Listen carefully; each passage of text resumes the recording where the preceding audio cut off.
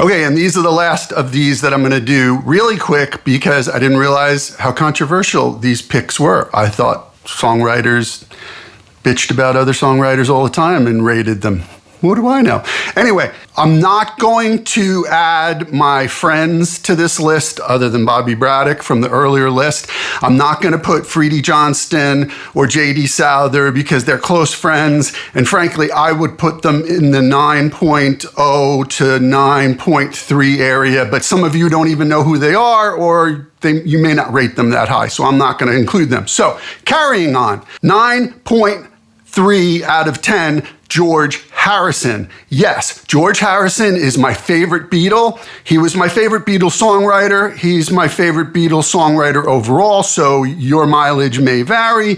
But over the course of my life, his material has been kind of a little closer to my heart overall. So George Harrison, 9.3 out of 10.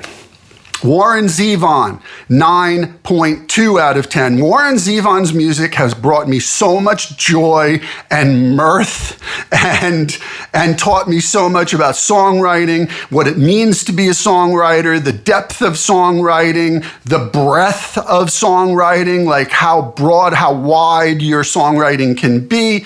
Warren Zevon, one of the true greats, 9.2 out of 10. Jackson Browne. Early, when I was a kid, Jackson Browne would have been probably a 9.4 to me. Overall, though, because to me, okay, no disrespect, still love Jackson Browne, but he sort of dropped off for me at a certain point. He's still great. I still love to hear him sing and play. 8.9. Steve Earle. 9.0. Steve Earle is a songwriter's songwriter.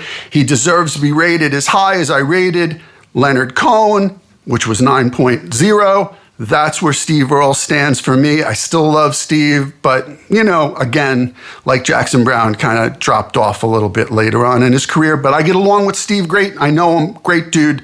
Amazing songwriter. 9.0. And I want to make an honorable mention. Laura Nyro was a tremendous singer-songwriter that inspired me when I was growing up. Judy Sill. If you don't know who Judy Sill was, oh my God, she was grossly overlooked among singer-songwriters, and sadly she's been gone for a long time now, but Judy Sill was also an inspiration. These are two writers that weren't kind of tied to any particular convention, and their material, because of that, lasts through the test of time. So that's it. Maybe I'll do more, but it'll be a long time in the future. These are just off the top of my head, which are writers that influenced me. I'm sure you have your own list. Let me hear them.